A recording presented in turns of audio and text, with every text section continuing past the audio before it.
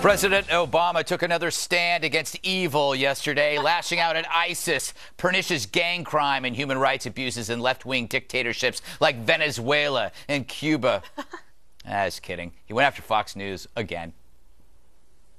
I think the effort to suggest that the poor are sponges, leeches, don't want to work, are lazy, are undeserving, got traction. And look, it's still being propagated. I mean, I have to say that, if you watch Fox News on a regular basis, it is a constant menu. They will find, like, folks who make me mad. So let's analyze. He says Fox goes out of its way to locate and then demonize the poor. For what reason? So we can kill and eat them? His criticism is absurd because he never suggests a motive. FNC is always focused on policies that keep the poor, not the poor themselves.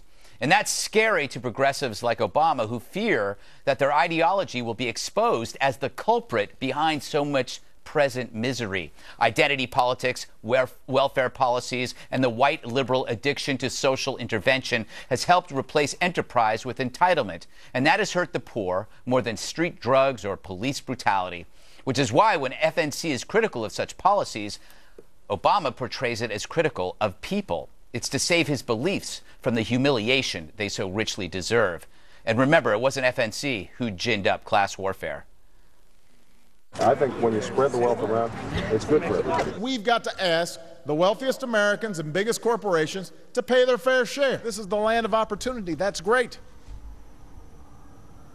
All I'm saying is that those who have done well, including me, should pay our fair share. My preference, and the preference of most Americans, is that we ask the wealthiest few Americans to pay their fair share.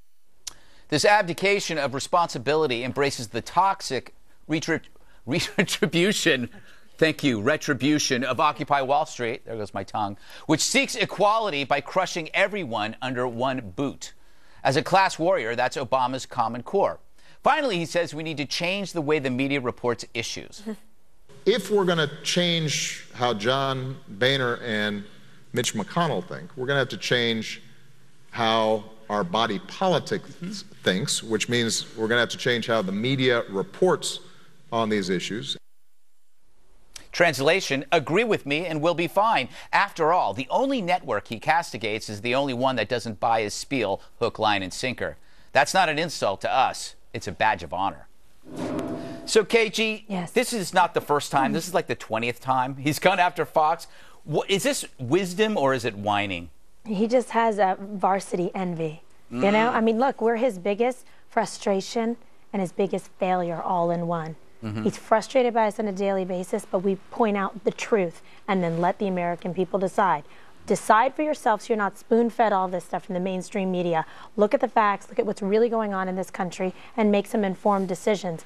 It's unfortunate. I think it's not a good communication strategy, but we can ask my friend Dana Perino, see what she thinks, to constantly bring up something like this because it is demeaning and beneath the President of the United States to act like he's frustrated in the playground of politics.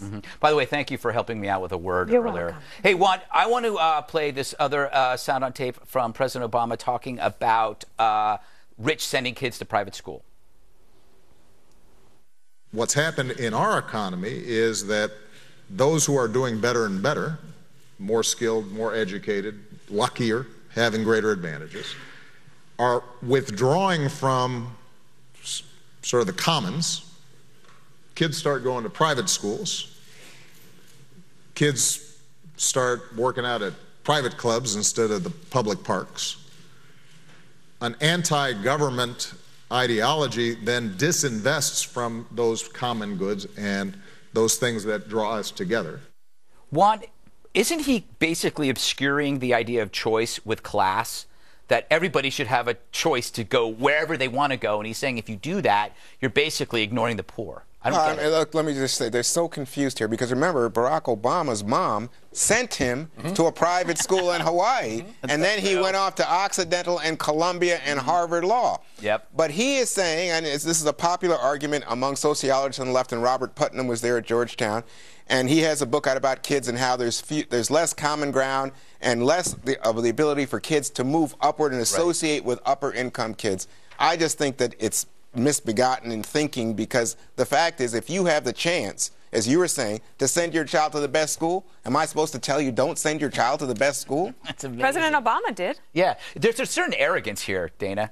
Yeah, you think? Yeah. It was like dripping with it. I also find on the school choice thing in particular, the call out against John Boehner is absolutely unnecessary and uncalled for. John Boehner is the one who actually went to bat for the D.C. school children so that they could have choice to go to better schools, and it was Barack Obama who wanted to block that. Yeah. Who was hurting black children then? Good question, Dana.